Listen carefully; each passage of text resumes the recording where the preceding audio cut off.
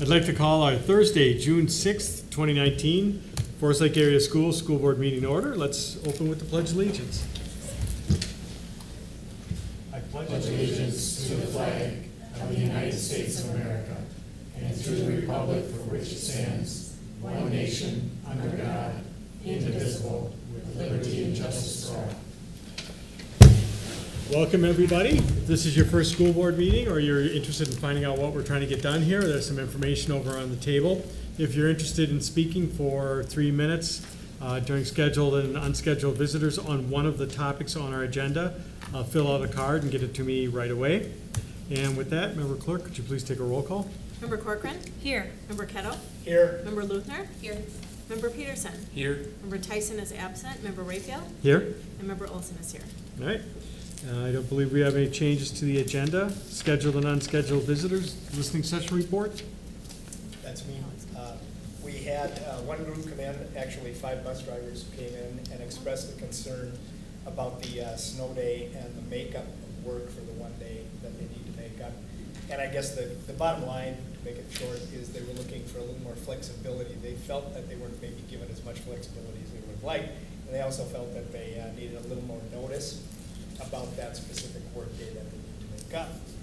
On a positive point, we found out tonight that the bus drivers actually participated in a bus rodeo last Saturday. And on the bus rodeo, we took 5 trophies for state. We had 6 actually going to state. And we had 2 that are continuing to go on to the nationals. So that was a great thing, and I commend them for all their work. The drivers that were there had 18 to 20 years of experience, so they've been with the district for an awfully long time, and they're very proud of what they do. So I commend that part. Yeah. Wow. All right, great. Thanks, Alex. That's great. All right, student achievement, Columbus Elementary, Principal Fox.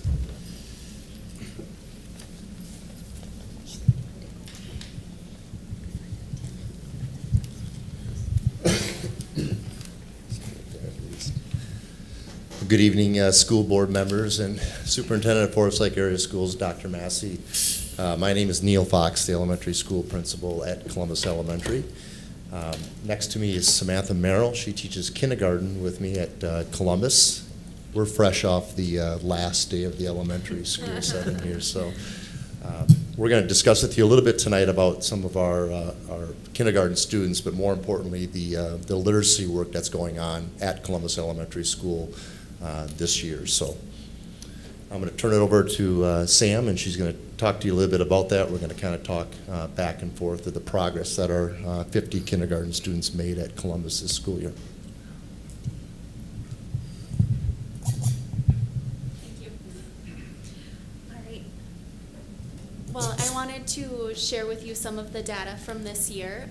The graph on the left shows our students' fall A reading scores, and it shows where students are at high risk, some risk, low risk, and then students that came into kindergarten well above average. And then if you look at the graph on the right, it shows how much growth was made. All of our kindergarten students were able to leave kindergarten with no students at the high risk level, and you can see that over 50% of our students are well above average right now.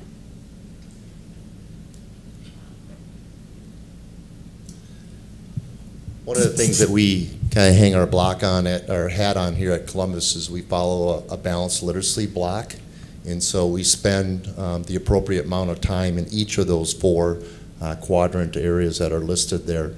A new intervention was put into place this year, which we call PALS. It's a PALS intervention, and Samantha's going to talk a little bit about that.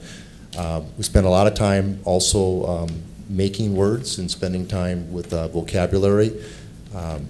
Third year, we've been working with reciprocal teaching, which is kind of a new instructional practice and collaboration that kids do when they're kind of talking about their reading amongst each other, when they're answering questions, clarifying, and also doing the work within the teaching block. Jan Richardson's a new piece that we've implemented this year, and she's a part of our guided reading lessons that Samantha's going to touch on as well, too. We do follow uninterrupted blocks of time in literacy, in which the kindergarten students have up to 120 to 140 minutes of instructional time. And then something else is we have target time as well too, and that's an acronym that basically it's kind of a WIN acronym that stands for what students do during a specific period of time. And so target time is really important to us. We have that every single day at Columbus, and so there's no new curriculum that's being taught during that time. And students basically are getting the interventions that they need specifically in literacy during that time.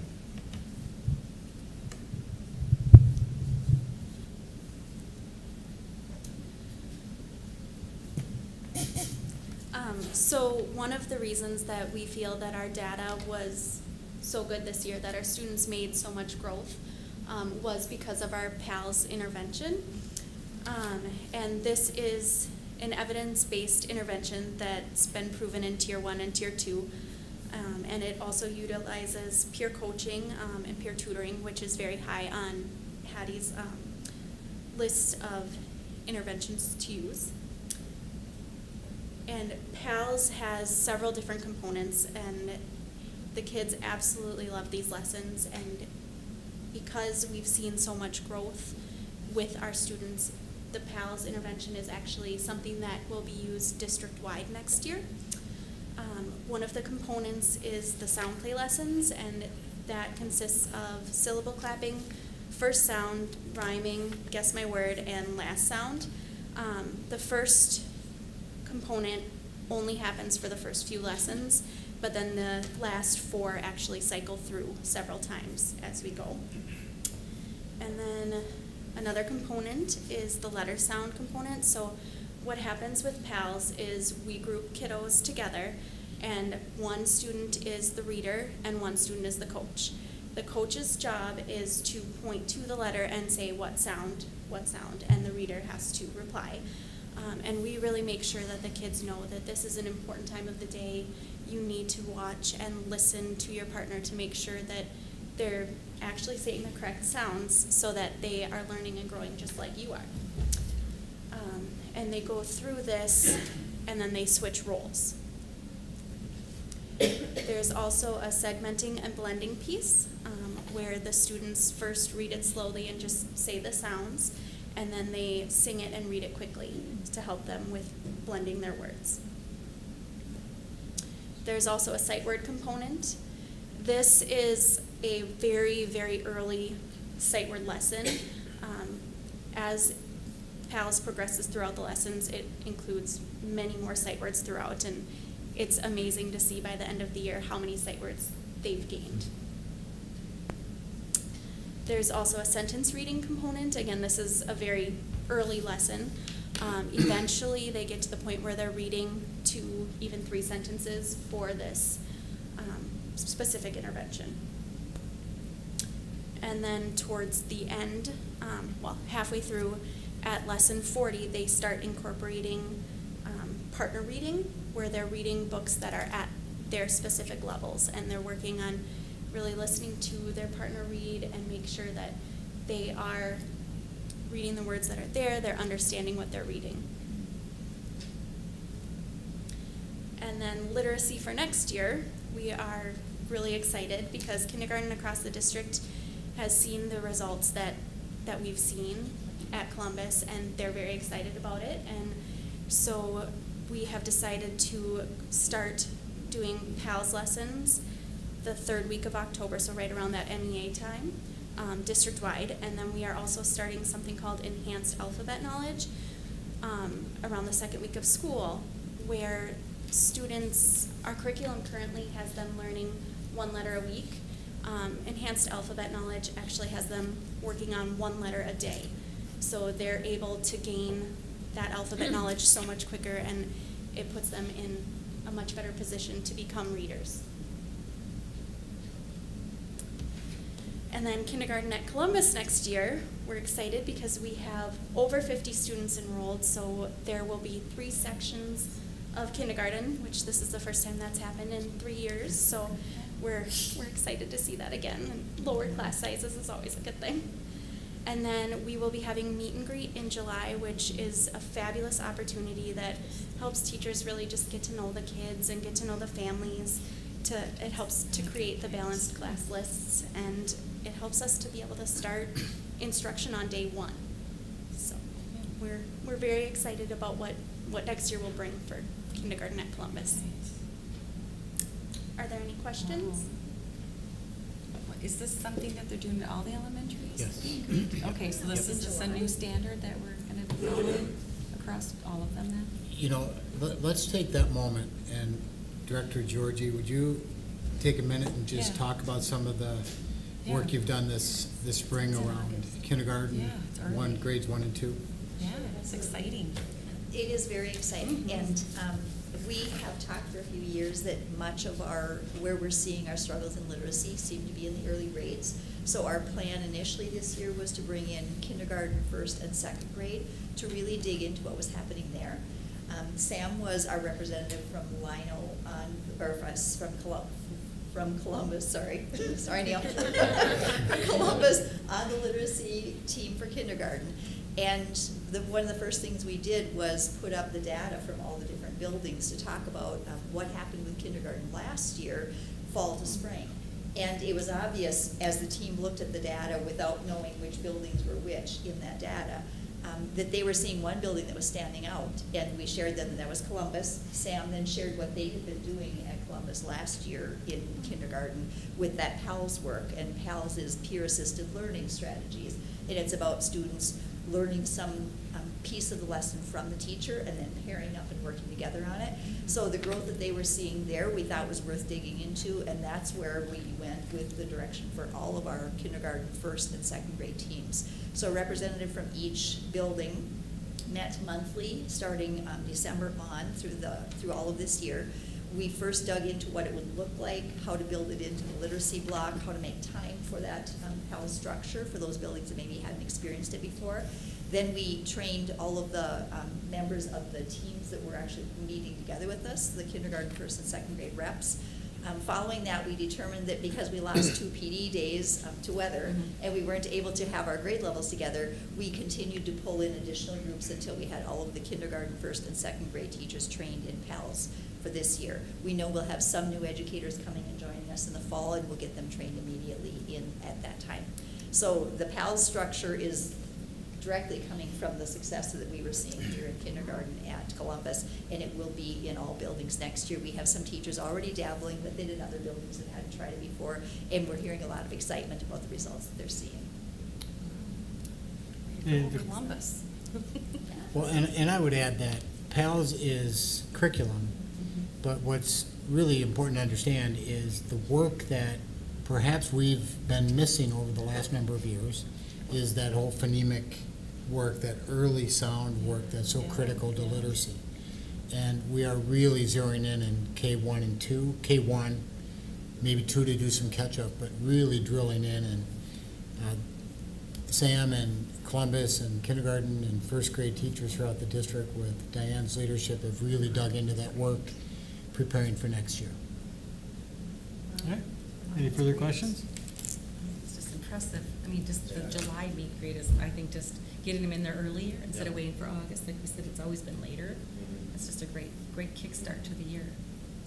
Mr. Fox, how has kindergarten changed over the years?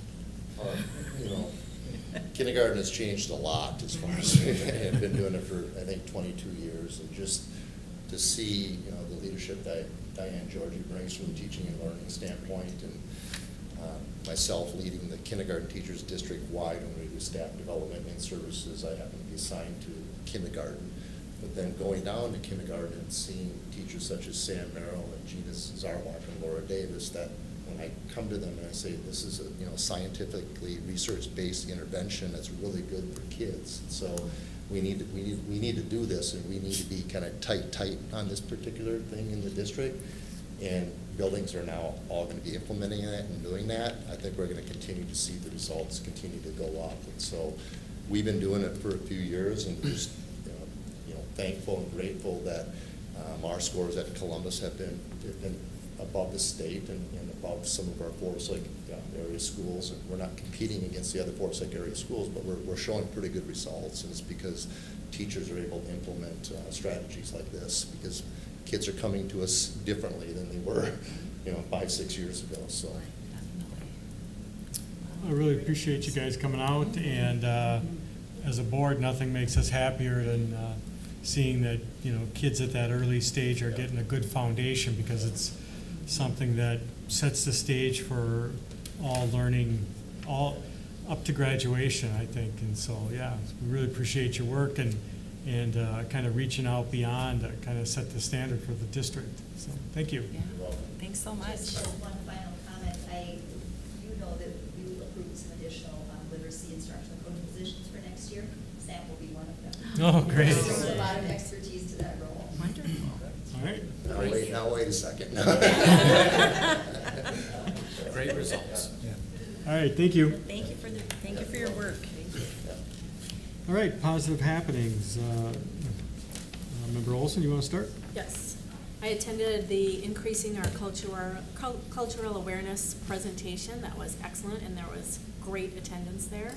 I went to a varsity lacrosse senior night game, and we won. Went to the retirement recognition, and I can't remember exactly how many years we were celebrating, but I think it was over 700. It was, yes. Which is very impressive. I went to a 9/16 graduation this week, and I also attended the ALC graduation where 13 seniors graduated from that program. All right. Member Corcoran?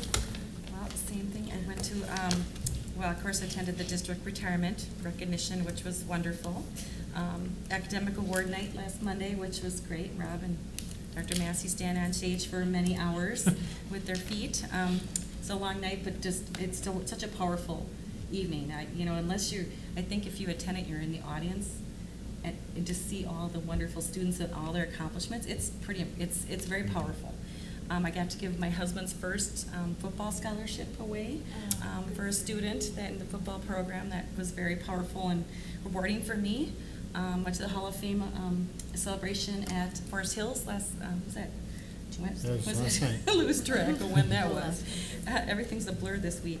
So I got to go to that, and also just want to recognize the teams going to state this year. For the girls, golf team's going to state, lacrosse, which is phenomenal, and the softball girls. I just heard they lost to Stillwater, but they won their first game against St. Michael. St. Michael and lost the second one against Stillwater, but they're still in it to go up for third place. So good luck to those girls tomorrow, and hopefully they will make it for graduation. That's always the struggle for the softball girls, trying to get back from graduation.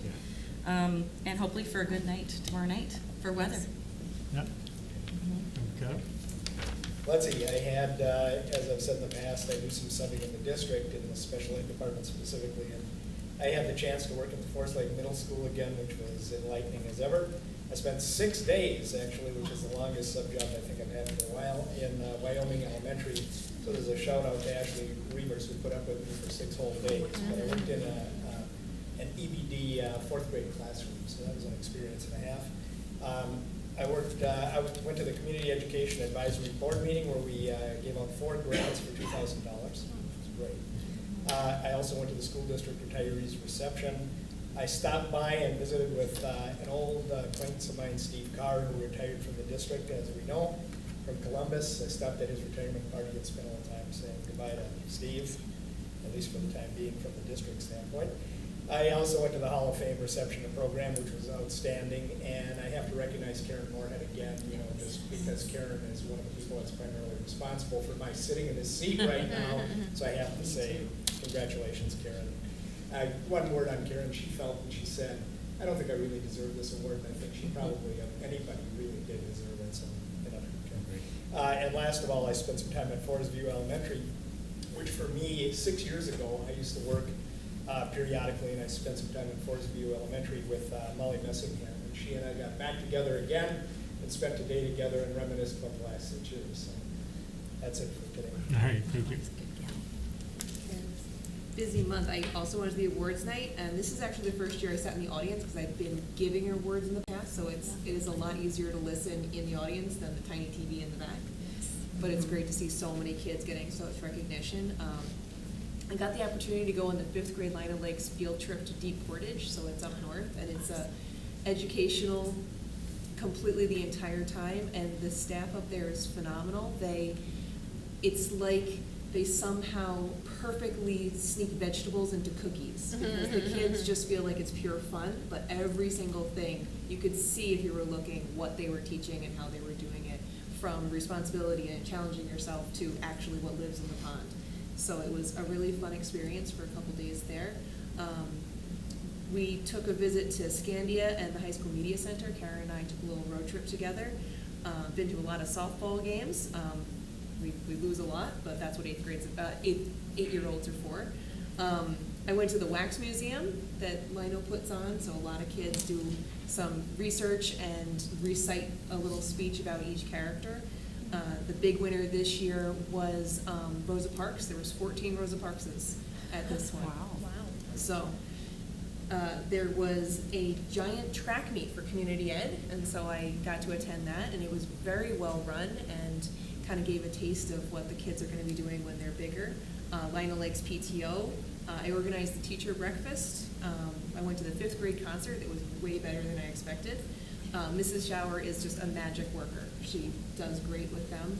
And I went to Ag Day, first thing. I was there before they even finished setting up the cow pens, but it's really fun to walk through all that. And the Hall of Fame, so it's a busy month. Wow, awesome. Very busy. I also attended the Hall of Fame, which was great, and it was very powerful to see you give away that first scholarship. I also, of course, got to watch my wife give away the Wyoming PTA scholarship, which was great. I attended the Wyoming PTA this year, and this month, and I also volunteered and helped one of the Wyoming teachers who took the time out of her schedule to attend the Wyoming PTA, pack her classroom, because as you all know, they were told at the end of the day today they get about 30 minutes to leave as they were starting construction this afternoon. Oh, my. So, yeah, and that brought me here. Wow. Hall of Fame was great and very well run, and kudos to you guys for standing. Yeah, it's a long time. Millions of dollars worth of scholarships, too. Yep. All right, reports. Do we have any workshop or conference reports? Communications Committee, Member Lufner? Yep. This was the last communications meeting until the next session starts up, and we kind of focused on the communication plan, how it will feel, and the next steps are how to get the information out to people. So we've been kind of chugging away at that all year. Really good eye to equity in the publications, so that's hopefully not an obvious thing. It should be just seamless, but interesting to know that that's on people's minds as they're publishing. And then marketing-wise, they're looking for early childhood, trying to catch the kids preschool and getting them into the system so they stay in the system. All right, thank you. 916 and policy, Member Olson? 916, we received a great legislative update. We approved the preliminary budget for fiscal year 20, and we reviewed the Q Comp report for 916. Policy, we discussed a social media policy, which pertains to employees only, and we discussed the need for that to actually be a policy or just communicate it to employees, so that's kind of still up in the air. We reviewed the wellness policy and the policy called Students Participating in National and World Academic Competition Policy. All right, and Member Tyson is not here tonight, so staff welfare, Member Corcoran? We talked about the enrollment update, kind of planning for the future, about the enrollment for our schools, strategic planning, kind of talking about the future on when we're going to be starting the strategic planning session and who we might have run it, be in charge of facilitating that, and legislative update, hoping for money on the formula and hoping that, which I believe we have. So it's good news. At that time, we weren't sure what it was going to be. So it's better news than what we anticipated. So it was kind of a very difficult discussion at that time. And that's it for staff welfare. All right, thank you. Buildings and grounds, Member Peterson? I actually wasn't in attendance, but I believe Member Ketto was. I was, and at that particular meeting, we talked again about all of the wonderful projects that are going on in the district, including, of course, Wyoming. And when I spent that time in Wyoming, they were packing up. I mean, we were making boxes for people to pack up and go, and they were excited about it. We talked a little bit about Windward again in that project. We reviewed the Forest Lake Area Education Center and what's happening there and the wonderful stuff going on there as well. And Larry presented some slides and showed us what's happening on the inside of the building. and to coin the key phrase for this, on budget and on time. All right, Finance Committee and City of Forest Lake, Member Kettle. Finance Committee, we reviewed primarily the 18-19 budget, as we do at every meeting, and we reviewed the 19 and 20 budget, took a look at that, again, not knowing exactly for sure what the funding was going to be from the state, but we took a look at that.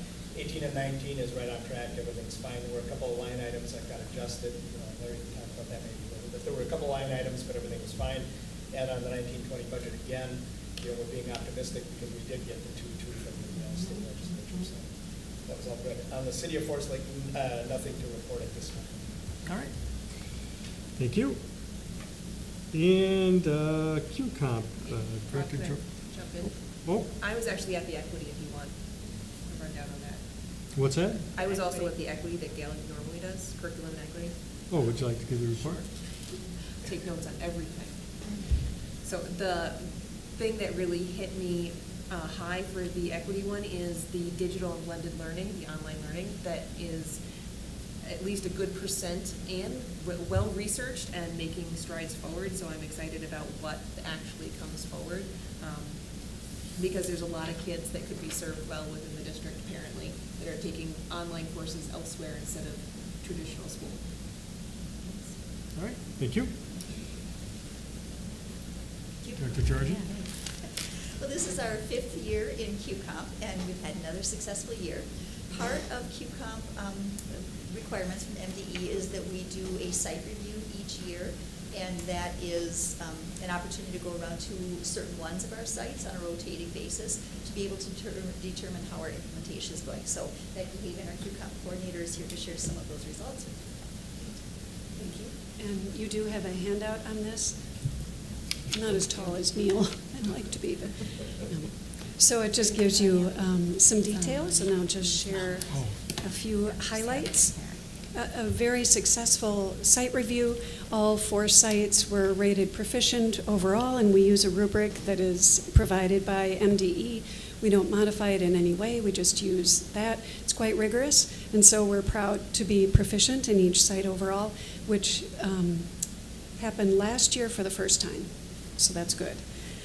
Some of the components sites are dabbling in exemplary as well, so we're continuing to see growth and forward momentum. So that's great, and I've been to speak with each of those administrators and site facilitators to offer findings and the recommendations of the team. So that's good. One highlight is that the peer coaches have been doing quite a bit of video this year as they observe, so they're videoing students, videoing the educators at work, and so many comments on the survey about that. On the QComp annual survey, educators saying, I don't really like watching myself or hearing myself, but I learned a ton, and so they're loving it, and many are appreciating, I didn't know what those students in the back corner were talking about. Turns out they were on task. So some really powerful impact from that. So we certainly look to continue that. Any questions? What's a quick takeaway from the report?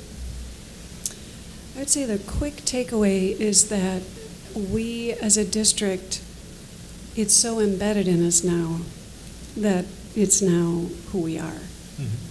And when we lost those professional development days and that dedicated PLC time and the professional development time, it was a loss. And people talked about that, and it was on the survey. And I don't know if it would have felt like such a loss 6 years ago. Yeah. It's exciting.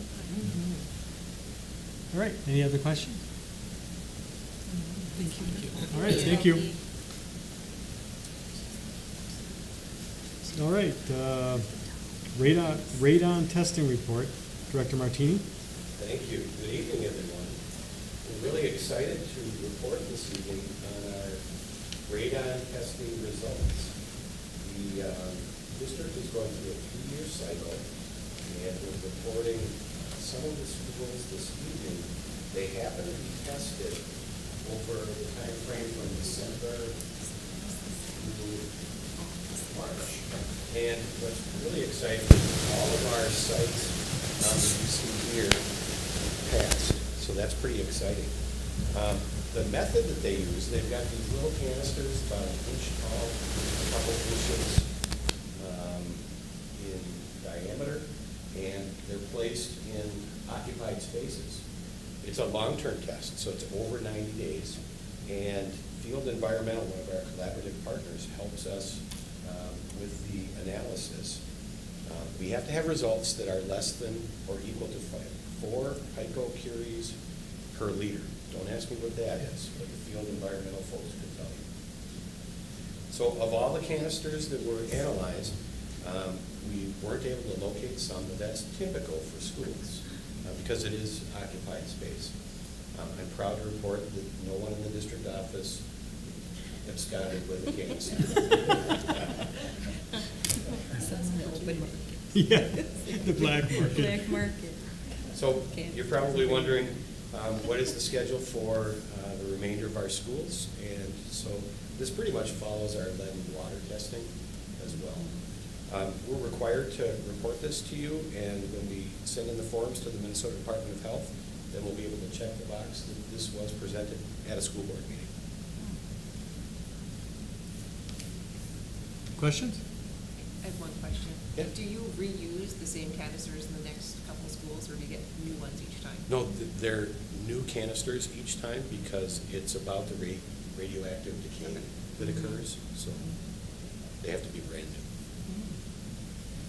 new. All right. That's good to know. All right, Reshaping Opportunities for Success 2015-2020. Thank you. Well, I'll continue. I'm really excited to present this evening. As Board Member Peterson mentioned, we've got Wyoming packing furiously. They're not the only ones. Folks at Linwood, everybody that's on the north end of that facility is packing furiously as well. They should be done this evening because Bester Brothers Moving Company will be in tomorrow and Saturday, moving things around in both construction meetings, not only for Linwood, but also for Wyoming. All of the contractors were told to stay out of their way because if they were in the way, they'd be tossed into one of those speed pad carts and carted away. We do have to get things moved, and then we're going to begin demo on Saturday, and it's pretty exciting. The CLC folks also are busy packing for their move to the Ed Center, which will occur before school, of course, before the back-to-school stuff. So I thought I'd share with you a photo that you might recall. A month ago, this was the parking lot area at the Education Center, formerly Southwest. It's looking towards the building, towards the east. And this was the view today, but it was also the view yesterday after it got striped. Yeah, I saw it So today. pretty exciting. The pond is in the near side of the picture. I didn't include too many shots of the pond because it's rather green. It doesn't show up too green here, so we won't be stocking it with carp or any other type of fish. Kill the algae. Here's some of the windows on the Ed Center in the early childhood, family ed, early childhood special ed area that were cut in. And this is the secured entrance right off that parking lot area going into the community education space. So that's pretty exciting. Here's one of the classrooms that's finished.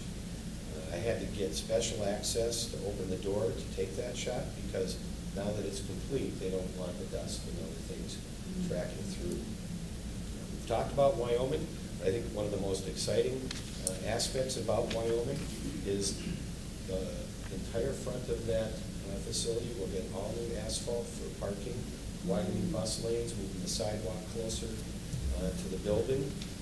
Pretty exciting stuff. I'm going to back up just one here. The exterior of the facility is going to get new windows, getting new doors. The office area is being reconfigured because of safety and security. And all of the perimeter rooms that currently do not have air conditioning, the interior rooms have air conditioning, but the perimeter rooms that don't have air conditioning will all get air conditioning, and we'll be using a chilled water system to supply all of the air handling units. So that's pretty exciting at Wyoming. We attended the construction meeting today, and it sounds like Principal Slater's going to have his paint crew in over the weekend, and he's spraying the media center, which isn't actually part of the project, but they're going to get that cleaned up and put some red trim in and around, so it's pretty exciting. At Linwood, I've mentioned that they're busy packing. Here's a shot of one of the new restrooms that's already completed. I should go back because they're going to be working on the right-hand side or the north portion of that facility. It's really going to be all walls on the interior knocked out. That's really and reconfigured.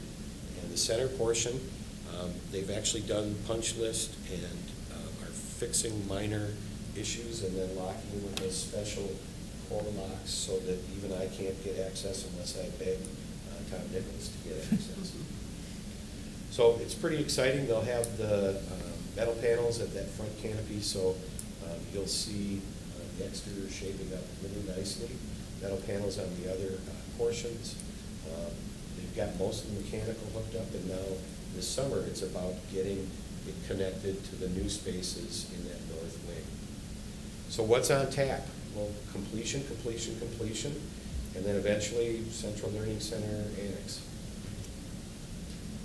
With that, I can answer any questions. More of a comment, I'm glad to hear that they were going to get the painting crew in. It was a big concern of many parents, those who haven't been in the Wyoming Media Center. It was seafoam green, so not necessarily the greatest color to fit with the modern time. And many people are not going to be sorry to see it go. So they're going to modernize it a bit. A little bit. Some little color. Actually, I have a CLC, the current CLC building question. One of the most frequent questions I end up getting is, what are they doing with the CLC? And I said, well, they're not knocking the whole thing down. Right. I know that for sure, but are there renderings of what will be there? No, we're still working through some of that. Okay. Same question I had. But it's a persistent question. Yeah, I hear it too. Okay. All right. Thank you. Yep. All right, Superintendent's report, Dr. Massey. Thank you very much.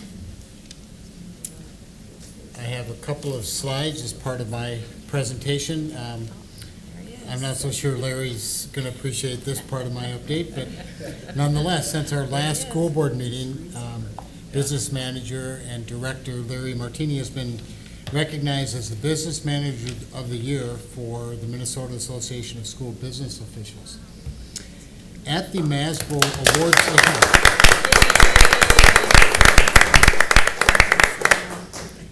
at the Masbro Awards ceremony, the following introduction was read by the conference organizer. I'm going to share it because it describes why Larry won this award. It was read. Larry leads and manages the district's critical operational services related to accounting and finance, food service, self-operated transportation services, and buildings and grounds operations. In addition, Larry oversees the district's medical and health insurance programs. Under his leadership, the district's self-insured program has not had a rate increase in 6 years.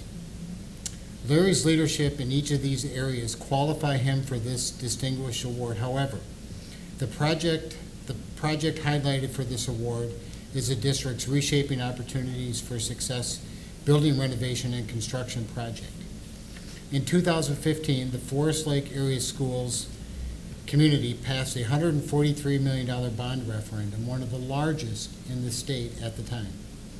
While there were many key individuals involved in this effort, no one was more instrumental than Larry Martini. He led a 40-member community-based facilities task force that visited each of our 12 school sites, and he facilitated more than 25 committee meetings. He provided thousands of documents for the task force, facilitated many challenging discussions, and helped the task force develop a recommendation for the school board. The recommendation was revolutionary for the district. It provided a whole new vision for our secondary schools, added significant safety features to each school, improved air quality and operational efficiencies, and transformed teaching and learning spaces, changing the way teachers teach and students learn. Throughout the 5-year renovation and construction project, Larry demanded exceptional quality, innovation in design, and stewardship of taxpayer resources. Under his leadership, every promise was made to the voters and was kept, and projects were completed, and here you have it, on time and below budget. Congratulations, Larry. Larry, it's famous tagline. This is, by every measure, a really exciting week for the school districts. Schools across the district completed classes today, and students have completed the school year and have their start on their summer vacation at the end of today's classes. We wish them all a safe and fun-filled summer, and hopefully reading their favorite books along with having fun with friends and family. As was mentioned earlier by many of you, on Monday evening, seniors received academic awards and scholarships. I would like to recognize the educators throughout the school district who have worked with these seniors for the past 13 years. Their skill, devotion, passion, and love for learning is what makes this such a great school district. And it was mentioned before, the amount of the awards is actually stated and cited that over $2.8 million was recognized on Monday evening for these various students. It was quite a powerful night. And tomorrow evening, we celebrate all their success with the school district's 108th graduation commencement ceremony. And it sure looks like we're outside I hope so. at this point. Looks great. Lastly, congratulations to the 2019 Hall of Fame inductees, inducted during the Senior Academic Awards ceremony Monday evening. These inductees include Stephen Anthony, Henry Hebert, a longtime language arts and theater director at the high school, Dennis Affleby, a choral director and music director and leader throughout the community, Marilyn Opp, I've got that out of order, my apologies. Marilyn Opp, teacher, district teacher, and longtime one of 3 principals in the history of Scandia Elementary, and is a leader of the Scandia Lions that gave away $9,000 in scholarships Monday evening. Todd Luchin, Forest Lake High School graduate, professor at University of Wisconsin-Whitewater. Of course, Karen Moorhead, who we all know and adore from her service throughout the school district and the community. David Purdy, a local financial investor and community leader in so many nonprofit organizations in the community and a huge supporter of the school district. Dwayne Rasmussen, founder of the Forest Lake Times and Community Scholarship Foundation and a community leader in many ways. And Gerald Wavern, a retired math educator in our junior high schools. And incidentally, he launched and brought the first computer back in the 1970s to the school district. How times have changed.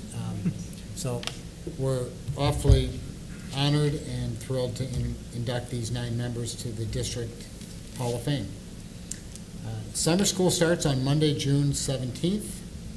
We have 395 kindergarten through 6th grade students, 61 7th and 8th grade students, and 198 9th through 12th grade students. Total of 654. 112 are from outside the district. Each of them will get introduced to the amazing things we do in this district, and will be given every opportunity to become a Forest Lake student during the school year. And just real quickly, and Larry Martini and his budget updates will talk more specifically about legislative results.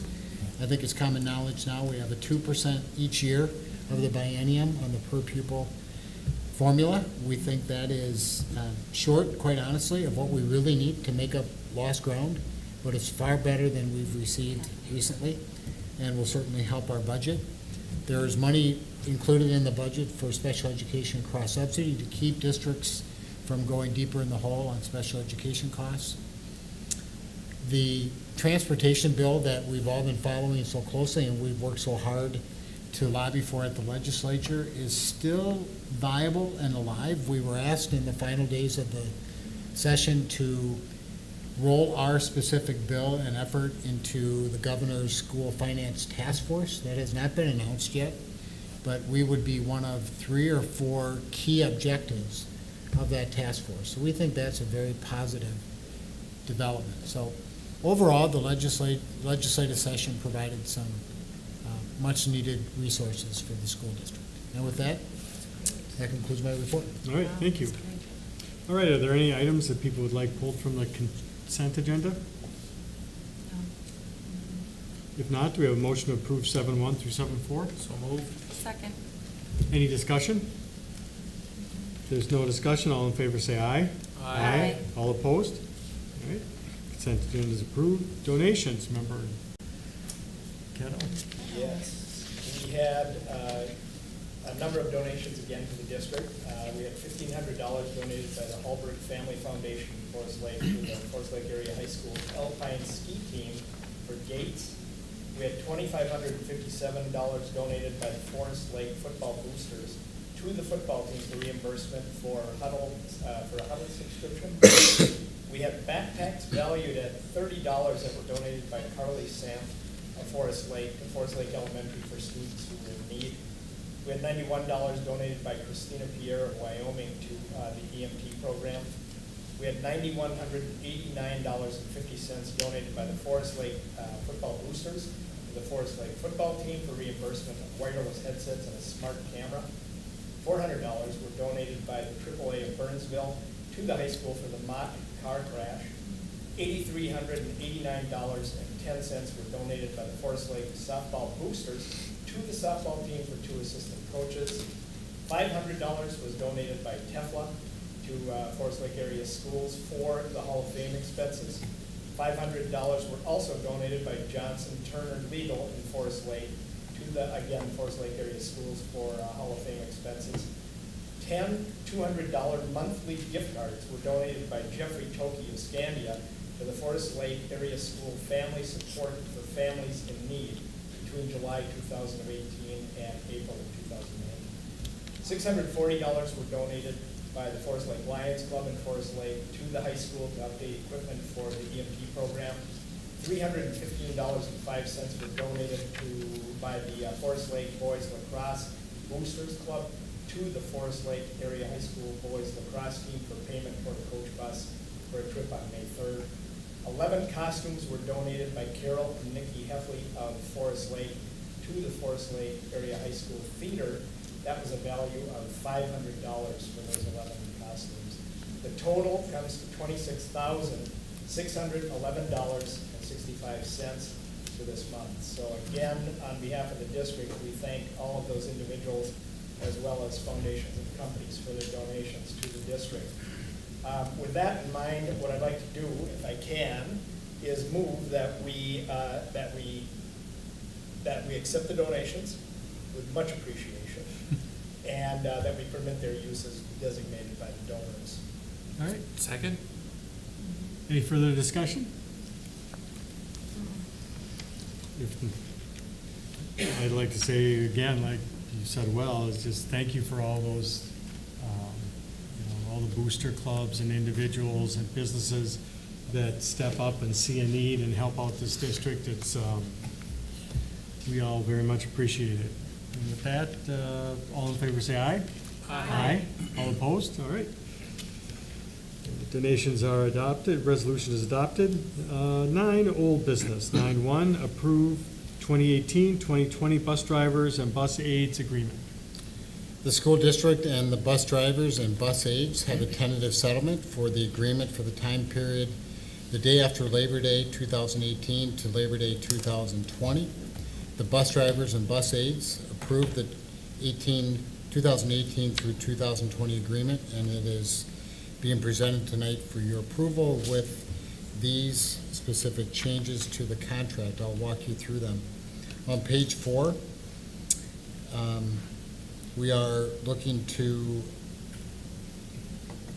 add to the contract the opportunity for bus drivers to make up one day if a school day is canceled due to weather. So a make-up day option added to the contract. In addition, we're looking to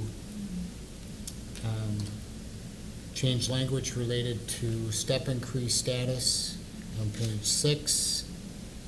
Increase the bus age minimum call to 2.5 hours.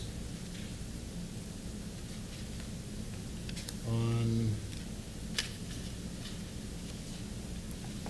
page 31, you'll see the wage increase, and you'll see that those are within school board parameters with a 1% wage increase in the first year and a 3% wage increase in the second year with the elimination of the first step.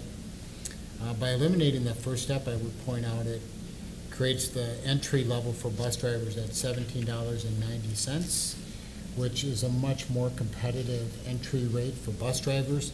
We're hoping with that we can be more competitive in recruiting and hiring bus drivers. And the last change to the contract would be on page 34, the last page, and that is language that will allow a bus driver who is scheduled for a surgical procedure that would cause them to miss days during the school year, if it's medically possible and recommended by their physician to defer that procedure to the summer, that we would allow up to 15 sick days to be applied in the summer when they're not typically working. So it's incentive to, if possible, to delay the procedure and use the sick time that they would have used during the school year to cover that time. And with those changes, administration recommends approval. All right, do we have a motion to approve the 2018-2020 bus drivers and bus aides agreement? So moved. Second. Discussion?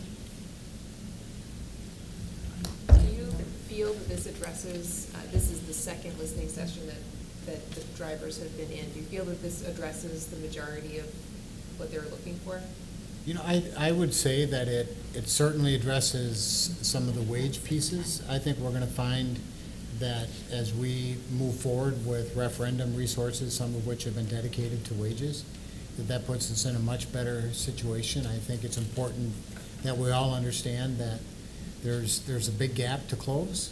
This begins to do that. We wish we could do even more, but it certainly is a step in the right direction for sure. I have a question about the sick leave. I mean, I think it's really a creative way to do it, to keep them driving, because I know getting subs must be really difficult. It is a So, challenge. Yeah, it's a challenge. So, I mean, was that something that's new? I mean, is that something that's kind of across other kinds of? Well, what's unique there Contracts, is, or is these it- are employees that are not working in the summer. Right, And if they have the procedure during the year and they get sick time, they're getting paid for that time. right. So there would be less incentive beyond the medical component to defer that to the summer. And did they come up with that idea? Was that something that we kind of came up with? or You know, is that actually, I'm something not sure I across- recall. I think it came It was through just an interesting way. creative conversation and dialogue Okay. with them. No, I think it's great. I mean, I think it's, because I know it's been a problem. So Yeah. even retaining and trying to get new bus drivers, so. Right. Okay, I just wanted to understand a little bit more. Thank you. Yep. All right, any further discussion? It's nice to see another contract where after next year, the lowest wage paid will be over $15 an hour. Yes. Right, exactly. All right, with that, Member Clerk, could you please take a roll call? Member Kettle? Aye. Member Luthner? Aye. Member Peterson? Aye. Member Rayfield? Aye. Member Olson votes aye, and Member Corcoran. Aye. All right, contract's approved. 9.2, approve 2017-19 supervisors employment agreement. The school district and supervisors have a tentative agreement settlement of this agreement for the time periods July 1, 2017 to June 30, 2019. Supervisors have ratified this 2017-2019 agreement, and it's being presented tonight for your approval. Before I walk through the changes, you might be wondering or curious who is included in this contract. It would include information systems supervisor, food service supervisor, transportation supervisor, buildings and grounds supervisor, construction supervisor, and aquatics supervisor. So the changes that we have a tentative agreement around are, once again, cleaning up and striking fair share language, getting that language up to where that needs to be. On page 5, we are looking to eliminate one of the floating holidays in lieu of an increase to healthcare reimbursement account, HCR, moving HCR from $480 to $900 annually. So that would be trading that floating holiday for that increase.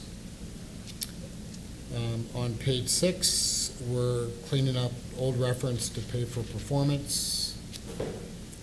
And then on page 7 and 8, you'll see that change in the language around healthcare reimbursement account from $480 to $900 annually. On page 9, we are modifying the language to include in the unfortunate death of one of our supervisors, that surviving spouse and dependent children would extend access to health insurance for 12 months.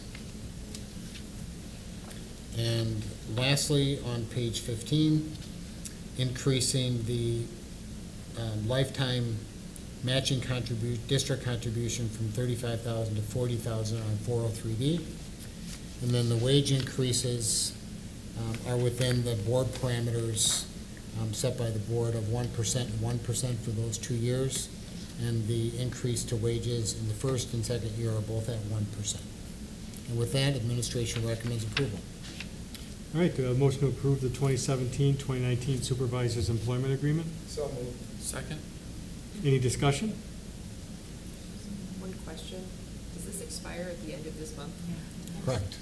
Okay. Yep. Couldn't extend Start it? again. Pardon You me? couldn't extend it? Well, they'll work under this contract until we Oh, establish sure. a new contract. That is correct. Yep. I sure hope anyway. All right, any further questions or Pardon me, comments? Donna? Yeah, in statute. Okay. All right, if not, Member Clerk, please take a roll call. Member Luthner? Aye. Member Peterson? Aye. Member Rayfield? Aye. Member Olson votes aye. Member Corcoran? Aye. And Member Kettle? Aye. All right, the agreement is approved. 9.3, school bus leasing and bus purchasing. Director Martini. Thank you. The Transportation Department is requesting permission to lease 22 new 2020 77-passenger school buses from Cleveland Bus Company. They're also requesting permission to purchase 12 of those 2018 vehicles that we've had on lease for the last couple of years. The district cost will be $61,500. That cover sheet has a typo in it, but it's $61,500. We've reviewed this at the Finance Committee level. You saw this last month, so this is our request to have you approve this according to the attached document from Cleveland Bus Company. All right, any questions? Okay, No. so do we have a motion to approve the school bus leasing and bus purchasing plan? So moved. Second? Any further discussion? Just a quick question, what is one of these buses new, round? So the buses that we're actually purchasing would have cost $92,700 at that time, and today they're a little bit higher than that. All right, well, I appreciate all the thought that you have always put in, you and your team has always put into bus purchasing, and I've always been impressed about how we run our own system, and that we've always run it for cheaper than most other places, and it's a well-run system, so we appreciate it. So, any further comments? No, I'm glad we get the old buses away and, and for safety, and it's just good. We've used them Yeah. very well. Yeah, Yep. have, very well, yeah. All right, with that, Member Clerk, please take a roll call.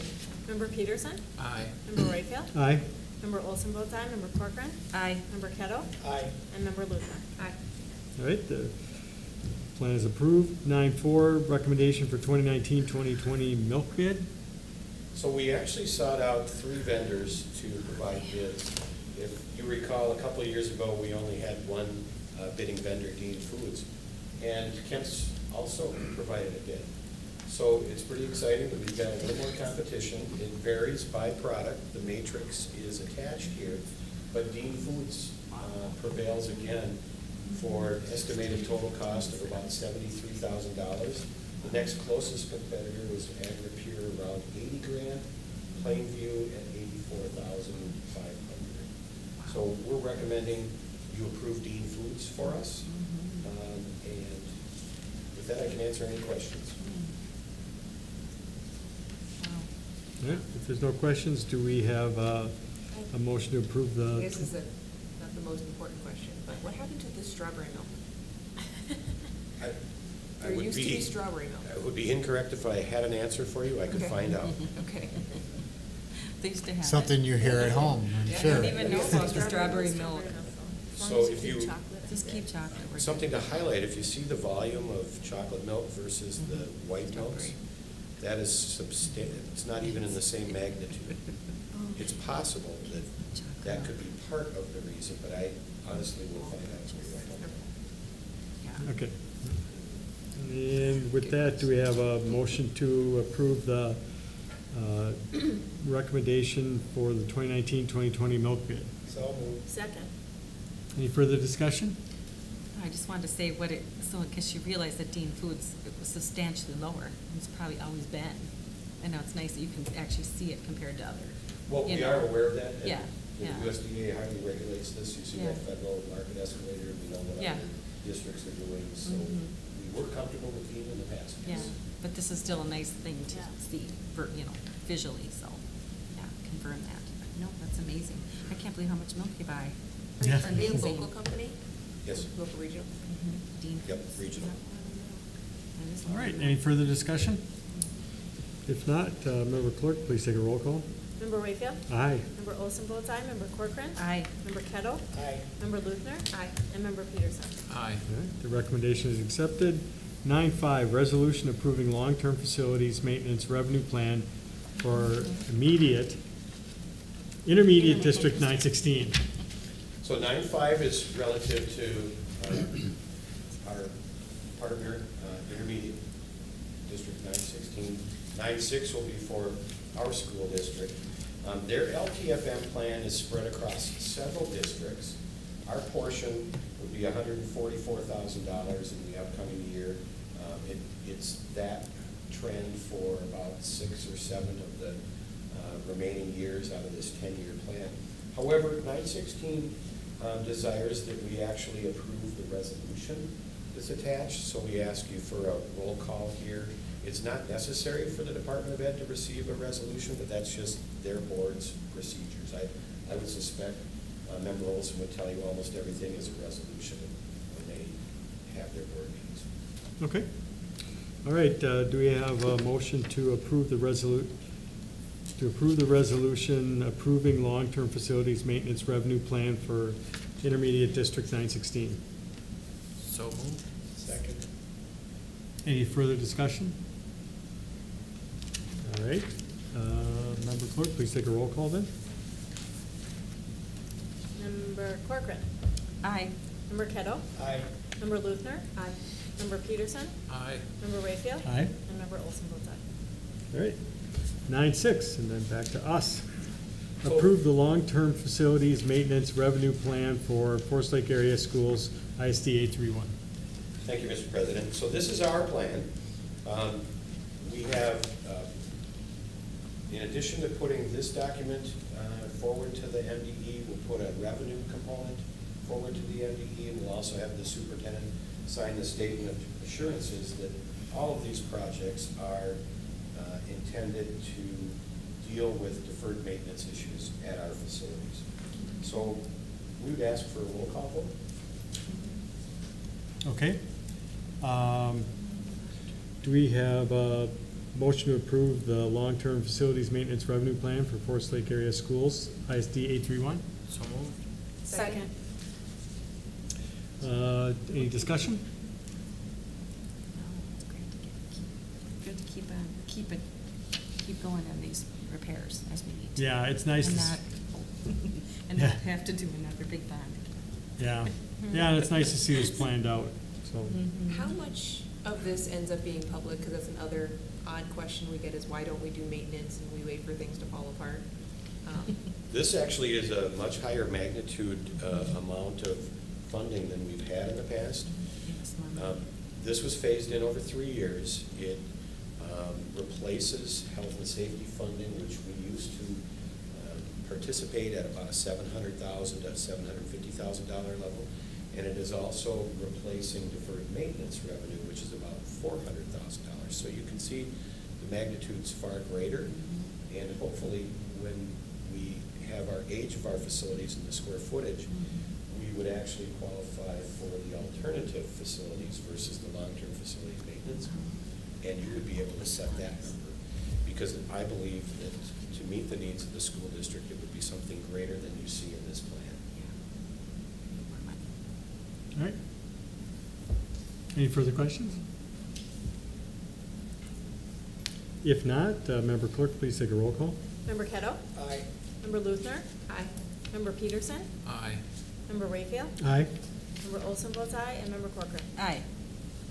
All right, thank you. 9-7, agreement for school resource officer services between ISD 831 and the Forest Lake, and the city of Forest Lake. Before I get into the specifics, I want to highlight and stress that the relationship we have with Forest Lake Police Department and our 3 SROs, one at the high school, one at the middle school, 2 at the high school, and ALC in the middle school. The relationship we have with the SROs and the department is leading edge in terms of how that relationship works, how they provide safety and security for our schools, and equally importantly, the relationship they develop with our kids and the connections they make. That said, you'll recall that last year about this time, you approved a 2-year contract. You might be asking, why are we reapproving? I've had conversations with the chief and indirectly with the mayor regarding, if you look on page 9, you'll see that for the school year officers, the ones that work first day of school to last day of school, that we're identifying a 19% reduction, accounting for the time during which the officers are working for the city. And then for the full year officer, who provides SRO services for summer school, that we've identified a 16% reduction, accounting for the time that particular officer is working for the city. Think about spring break, Christmas break, other non-school days that they are working for the city. So we're simply accounting for the time that they're working for the city versus working for the district and allocating the cost share more appropriately. So all said, in the first year, that would be $21,960 plus $38,479 savings to the contract. And that would be for each of the 3 years of the newly established contract. And with that, I would recommend approval. All right, we have a motion to approve the agreement for school resource officer services between ISD 831 and the city of Forest Lake. So moved. Second? Any further discussion? I would like to thank the superintendent for the great way that he's worked with our police force and kind of worked with the mayor to hammer out this contract. And we're not even hammer out, it's just, we've got such a good relationship that's been built up. You know, I don't know, I'm just kind of at a loss for words, but I just want to say thank you because of that good relationship, and especially a thank you to our police officers and the work they do here. It's really something we can be proud of. So, any further discussion? If not, Member Clerk, please take a roll call. Member Luthner? Aye. Member Peterson? Aye. Member Rayfield? Aye. Member Olson votes aye, Member Corcoran? Aye. And Member Kettle. Aye. All right. Agreement's approved. 9.8, proposed 2019-2020 school board meeting dates. You have the meeting dates in your board packet, and we continue with the first Thursday of the month being the business meeting, if you will, of the district, with the third Thursday of the month being the consent agenda and meeting to get together to make sure we're paying bills and so on. And we follow that schedule throughout the year with 3 exceptions. In October, we move up the third meeting due to MEA to October 10th. The January third meeting is moved to the fourth Thursday of the month, in the event that I attend a national conference during the month of January. And then the 4th of July meeting, or the meeting conflicting with the 4th of July, moved to June 25th. And with those changes, I would recommend approving these board meeting dates. All right, do you have a motion to approve the proposed 2019-2020 school board meeting dates? So moved. Second. Any discussion? I would just say thank you for taking care of us. With that, Put them on your calendar. any further discussion? If not, all in favor say aye. Aye. All opposed? All right, thank you. And 9.9, certify school district population.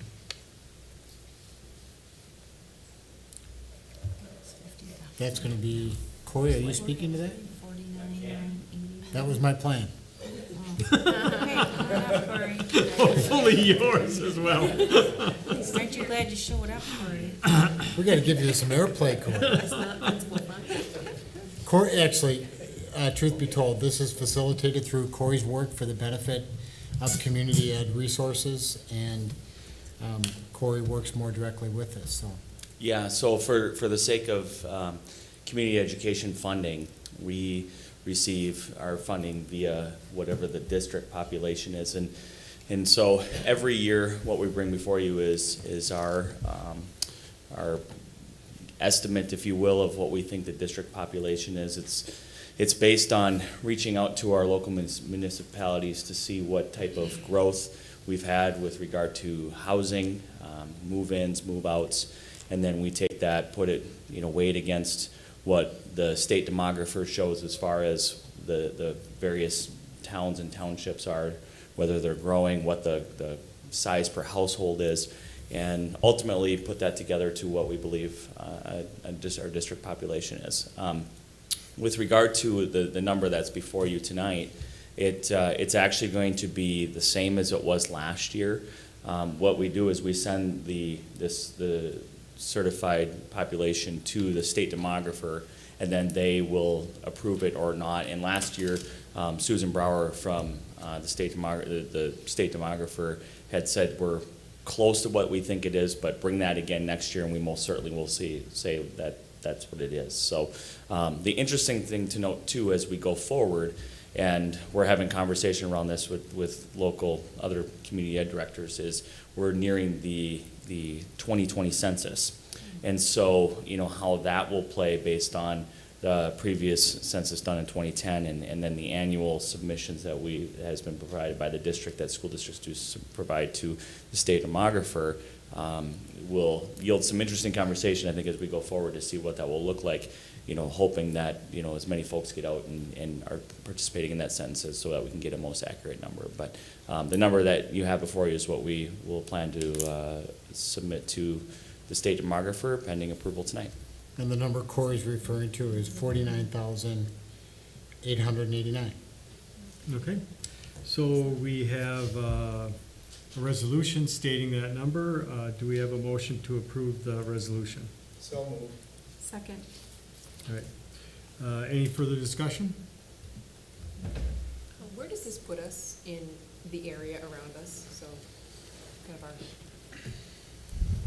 Well, comparatively speaking, and so that's what makes it's a tricky process, because the demographer will look, the state will look at towns and townships, and what we try to do is then take that and we can't include all of Hugo because the majority of those folks are to our neighbors to the south, but most certainly we're including all of Forest Lake, You know, we've got Scandia, we've got parts of, when they go by county, Chisago. So relatively speaking, much like we see with our district enrollment, I think it's pretty comparable. We're state-wise, we're not as big as White Bear, but most certainly bigger than Chisago, bigger than North Branch. So I think it's relatively reflective of what we see with our neighboring districts as far as our district enrollment goes. We might be just a touch higher as our district ages in population, but it's not out of bounds of where we're at, comparatively speaking. All right, any further discussion? If not, all in favor say aye. Aye. All opposed? All right. The district population is certified. 910, second general fund budget adjustment. Director Martini? Thank you. So we heard from Member Ketto that the Finance Committee was reviewing a couple of items on the current FY19 budget. Those three items are actually a reduction in salaries and wages, an increase in the benefits, and then an increase in capital or LTFM expenditures. This will result in no change to the general fund budget. The three of them sum up to zero. So we'd ask for your approval to get that approved. All right, do a motion to approve the second general fund budget adjustment. So moved. Second. Any discussion? If there's no discussion, Member Clerk, please take a roll call. Member Kettle? Aye. Member Luthner? Aye. Member Peterson? Aye. Member Rayfield? Aye. Member Olson votes aye, and Member Corcoran. Aye. All right, the budget adjustment is approved. Agenda item 10, new business. 10-1, first reading, the recommendation to approve the 2019-2020 budget. So most of this material, the Finance Committee has already seen. We shared with them some projections just before the legislative outcome, which included a special session just before, the Friday before Memorial Day. And so I had a prediction on the table that it would be 1-1. The special session would probably be in August. I'm glad I was wrong. Yeah. Having a 2-2 allowed us to actually put together revenues in the general fund, $77.5 million, and expenditures at the $76.5 million level. This is primarily driven by the conservative estimates of the 8-year plan for the operating referenda dollars. We're going to have contribution to fund balance in the first 5 or 6 years, and as the different personnel components that I'll show you in just a bit have inflation or wage inflation applied to them, that contribution to fund balance will be diminishing, and actually you'll be using fund balance in years 7 and 8, of course. Food service, relatively balanced position. Community ed, also relatively balanced. The construction fund spends down to zero. That's the budget. It's a roadmap. It probably, once you approve it, 20-some days from now, it might have some degree of inaccuracy because things change. Things change every day. This is the roadmap. And why I mention that with the construction fund is we could still have retainage that we have to pay out for concluding work at the Ed Center, paying out retainage at both the elementary schools that are going to have a lot of work this summer. We've got funds yet to pay out for Scandia, funds yet to pay out for Lyman Lakes. So it's likely that it won't be zero, but it'll be darn close. Debt service, pretty level there, and then as far as the other post-employment benefits debt, that's a super small bond issue, but again, that's also pretty level. And you'll see estimated fund balances for June 30th, 2019, and then estimated ending fund balances. I've got a copy of this, and if any member would like this in PDF form, we certainly can share that with you.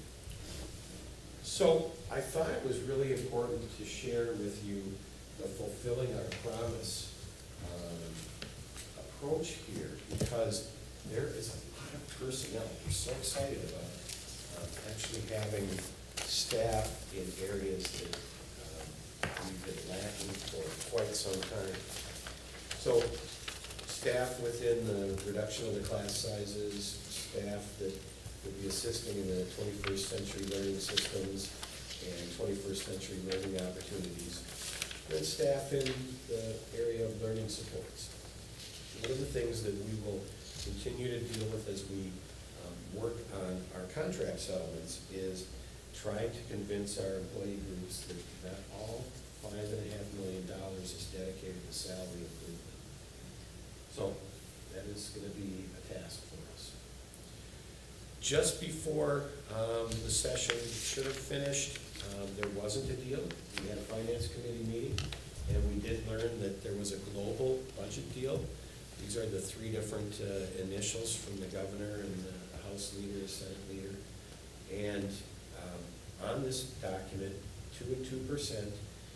In addition, there's some special ed cross-subsidy dollars that are applied under the idea that they're trying to ensure that doesn't grow any larger than it already is.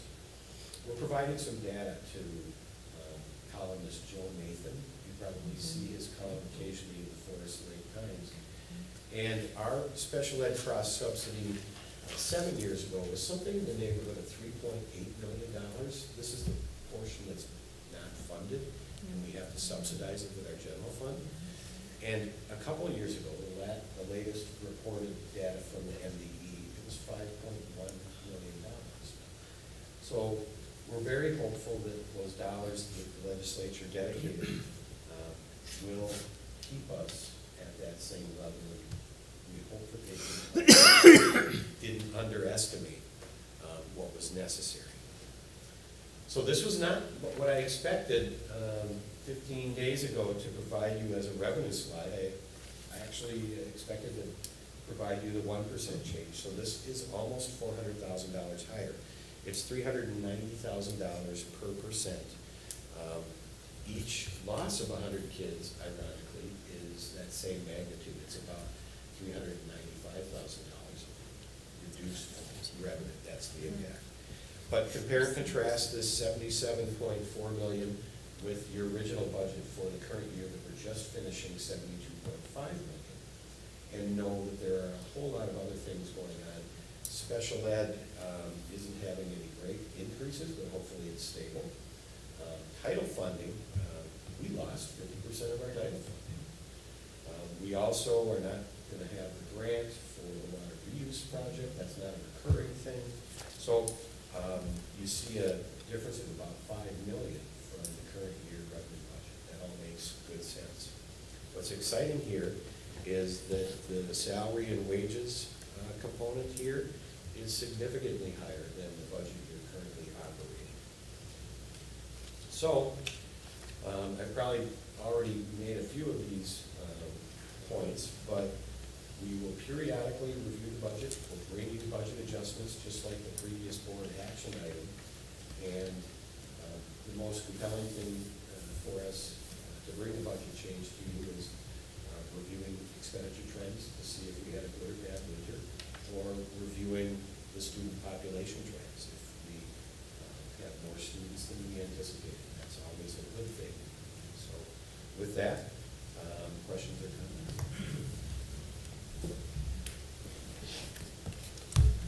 Sounds like good news. Yes, one-on-one. All right, so that's going to be on the agenda at our next meeting. If you have any questions, be sure to give Director Martini a call. And then on to 10-2, first reading of the e-learning days. Yeah, I'll do a quick introduction, and then we'll ask Brad Ward to walk us through some of his good work around this plan. The legislature approved the snow day bill this year, and along with that was the nudging, I guess I would say, from the legislature that districts would ramp up their efforts to establish e-learning days. Different from distance learning or online learning, it's all the same, but the title of e-learning is specific to days a school district would implement in the event of a school cancellation due to inclement weather. So we need, by way of statute, to establish a plan that accounts for how we provide access to students, how teachers are interacting with students, how we accommodate students on IEPs, and so on. So Brad Ward, one of our coordinators, actually our coordinator for Teach and Learning, has done a lot of really good work consulting with state resources and state folks and working with different groups from the district. So Brad, thanks. Take it away. Thanks, everyone. We've heard it mentioned a couple of times that winter has caused a little bit of trouble, be it with the need to make up for bus drivers with their contracts and with other employee groups. You may recall a couple of times hearing Tim's voice on the phone robocaller saying that we weren't going to have school for that day. While that may cause celebration among some people, it really did cause a little bit of trouble for the district. And that included coming to you a couple of months ago to approve a change in the calendar to take away the PD days that Becky mentioned during the QComp report and to flip them into student contact days. So as Dr. Massey mentioned, part of that then required us to really put forth an effort to put together an e-learning plan update. So with that, it's very specific within the state statute, 128.414. And what I'd like to call out to your attention is that it requires full access to online instruction provided by students' individual teachers due to inclement weather. So in particular, it's important for us to have a couple of definitions down. Depending upon where you are and what you are listening to, you may hear such terms as flex days, digital days, or e-learning days. Because in state statute, it's only specified as e-learning days, from this point forward, when we refer to e-learning days, we are only talking about weather-related days.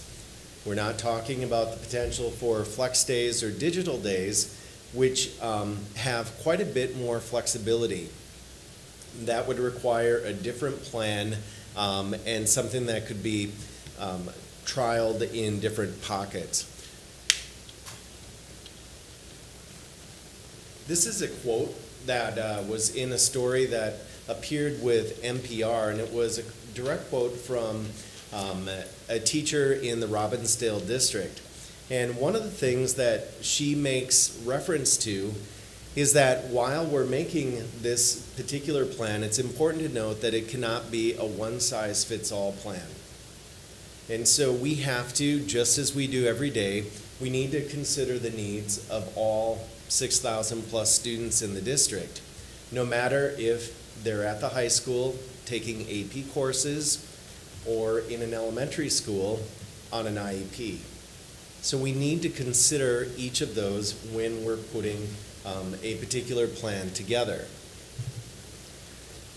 From statute, plans need to include collaboration with the teachers' union to make certain that they're in agreement with what the expectations are as they were previous. We need to make sure that there is device access. At the high school level, through the BYOD initiative, that seems to be in place. But what's going to be more challenging is to make sure that there's internet access for all the homes throughout the district. And so we're working on potential plans for what that might be. We need to provide annual notice. So each year, most likely in the fall newsletter, there would be a message from the district that would announce this. Steve has to call this particular day no more than 2 hours prior to the first start time for a school. And finally, what is probably most specific and something that we will need to work with FLE on is that in statute it specifies teachers need to be available both online and via phone. And so that's going to impact how we make sure that teachers are accessible for students and families. So what is online instruction? First off, maybe it might be important to know what it isn't. The state says it is not a homework day.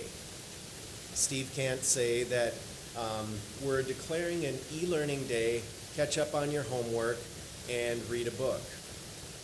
It's important that whatever the teaching plans are, the lesson plans are for that day, they are in sync with what the particular teaching is in that unit or lesson.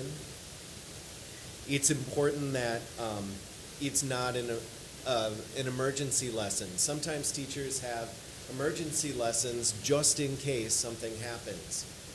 We can't have e-learning emergency lessons that are set in September for a potential day in January. What might it look like? It could be a video lecture. It could be some sort of review that could be posted in a potential learning management system. It could be a digital assessment. It might be the instructor providing feedback on past assignments. And it could be an opportunity for some deeper learning. So one of the things that it does require is it requires attendance taken. We cannot hit a button within our student information system to say everybody present. So one of the things that we also need to work on is how might that be recorded, and making certain that the teachers are available during the normal length of a particular school day. So that might be from 7:55 to 2:30 if it's a high school teacher. Needs that we have identified based on conversation with other districts, and again with MDE, would be making certain that we know how to record attendance, having a unified learning management system so that parents and students are not required to go to 4 or 5 different places behind 4 or 5 different passwords in order to access these lessons. Professional development for teachers so that they can maximize this as an e-learning day for the students. The device and internet access that I mentioned earlier. Accommodations for students on IEPs. And the collaboration with FLE. So while we haven't spoken a lot about this, it has been in the works. This is a timeline of where we're at. So we're about halfway through and working on developing this so that once September comes, we can have in the newsletter that we are going to be authorizing up to 5 e-learning days. One thing that some districts do is that they have one winter day, weather day that they do not call an e-learning day, and then starting with the second, they start calling them e-learning days. So with that, any questions? Is it optional to log in, or is it, I mean, is there a certain percentage of attendance that you have to make a count? It would follow the normal rules for attendance. It would count for what we report for World's Best Workforce on that attendance. And it'll count toward an instructional day if we declare it. Yes. And if half the kids don't log in, half the kids are absent. Oh, go ahead. I have a lot of questions. I mean, to me, it's trying to have access for computers and internet for everyone at their home and not be able to plan ahead. You don't know when a snow day is gonna come that much in advance. I mean, how would you ever regulate that? It just seems like a lot of work for, I don't see a lot of benefit. I think it's a lot of work, a lot of planning for, I just don't know how you would ever accomplish it. And that's just my point. Several districts have. Yeah, I'd like to know how they did the computers. Well, one of the things is it's not required to be a K-12 official e-learning day. So we have talked about what that might look like, secondary versus elementary. Okay, so older kids, okay. Because I'm just thinking thinking of. I think they would be the priority, yes. Yeah, okay. And we have a tighter margin with our secondary students than we do our elementary students in terms of minimum required days and hours of instruction. How would we be fairly educating students, those who are disproportionately not of means and maybe don't have internet in the home or have access to a device due to financial issues within their house? Wouldn't they be at a specific disadvantage compared to the other students in the class now missing a day of school? Correct. So through Steve's leadership a few years ago when he was high school principal, the same thing could be said about the BYOD program that's currently 912.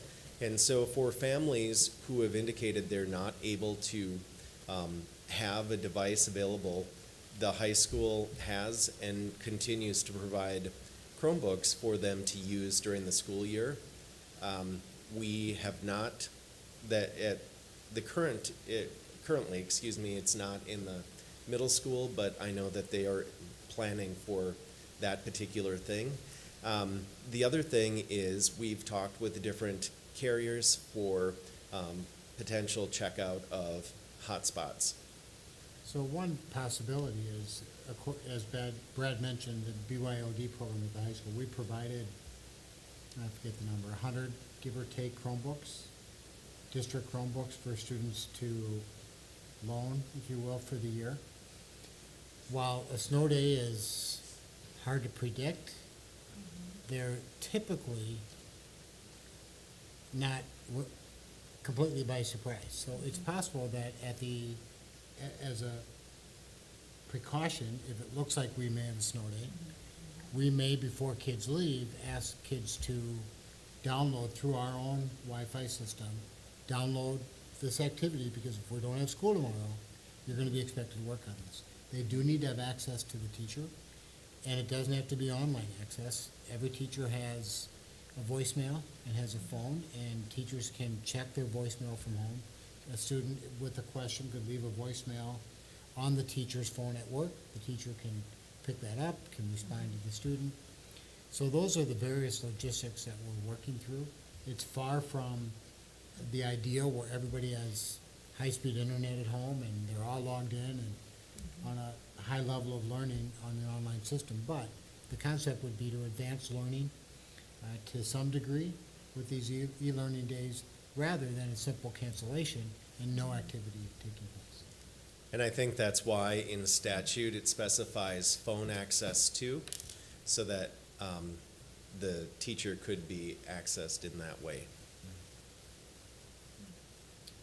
I think it sounds, a lot of it sounds like it's gonna be tough to get done, but I think these are things that I think this is accelerating what we have to do as a district anyway.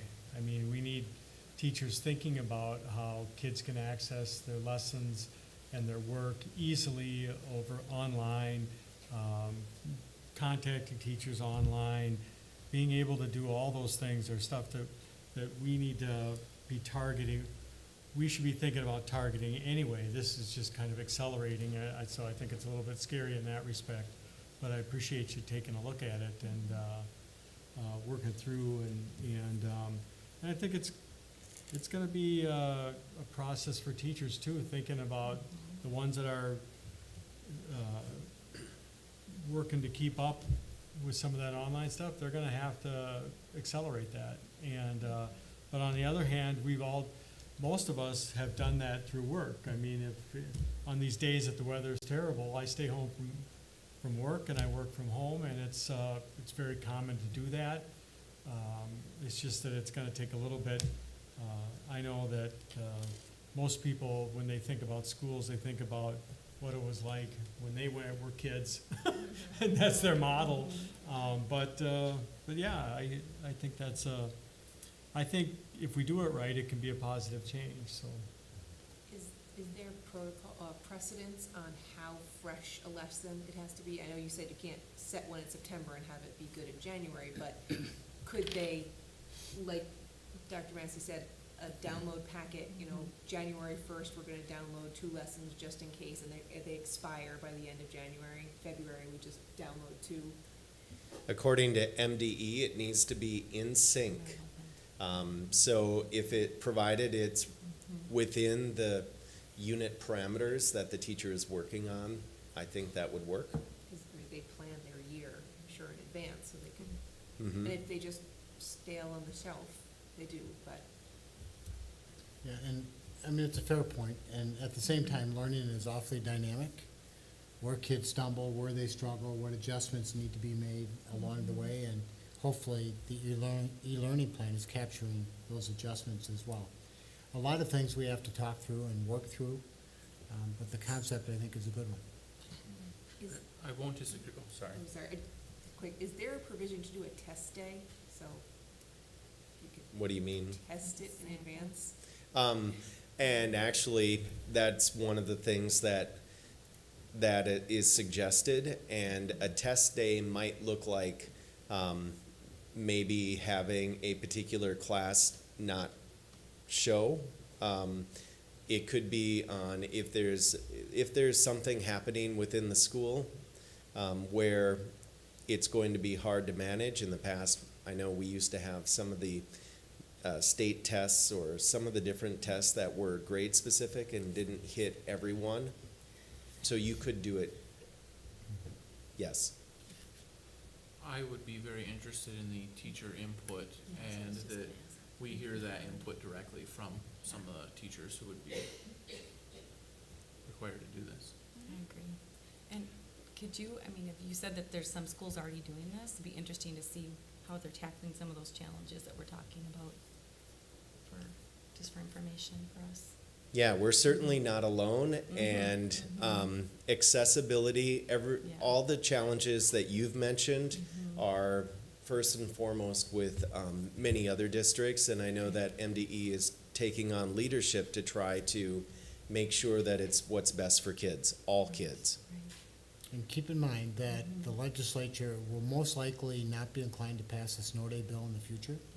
They really want to see districts have this be the plan, or straight up makeup days, and then you're canceling professional development and some of those valuable training opportunities and development opportunities we have with teachers. So it is the way we should be going, and we're taking a big look at this and digging into it and trying to develop this program for next year. This will require your approval. We'll work out more kinks and answers to these questions over the next 3 weeks and bring it back at the end of the month for hopefully your approval. And what will that look like? What will we be approving? I mean, what's the depth of what we're approving? You know, I haven't quite determined that, Yeah. but it'll be the concept, knowing that we will use July and August, September, October to continue to evolve and develop and provide training for our staff and for students. So it won't be down to the specific detail of, at the high school teachers will do X and the middle school teachers will do Y. But the concept will be that we will have lessons available, they'll be in sync with the lesson. Kids will be expected to engage with the learning, either download it the day or two before or access online and make contact with teachers through email or voicemail if they have questions or concerns about their learning. Yeah. I'd just like to say, while I appreciate the legislature's drive to push that, if they would put sufficient funding behind rural broadband, some areas of our district might be better served. Don't disagree. Good idea. 5G. Yeah, I agree there. I'm Thank from you. Scandia. Thanks, Brad, for the work. Thank you. Thank you, Brad. 10.3, first reading of students participating in national and world academic competitions, policy 533. The school district's financial assistance is necessary to ensure continued participation in national and world academic competitions. The amounts listed in this policy will not fully cover the expenses incurred by the competing teams or their coaches. The teams and their coaches will be expected to seek support from other sources to underwrite the remaining costs of the experience. The changes to this policy are essentially updated language changes, and this is a first reading. We'll bring it back next month. All right. And then 10.4, first reading of the wellness policy 546. All school districts that participate in the National School Lunch and School Breakfast programs are required by the Healthy, Hunger-Free Kids Act of 2010 to have a wellness policy that includes standards and nutrition guidelines for foods and beverages made available to students on campus during the school day, as well as specific goals for nutrition promotion and education, physical activity, and other school-based activities that promote student wellness. There are no recommended changes by the policy committee at this time. All right. Be sure to review the upcoming calendar dates, a lot less of them. And see you tomorrow night. And with that, do we have a motion to adjourn? Second? Any discussion? If there's no discussion, all in favor say aye. Aye. All opposed? All right, thanks everyone.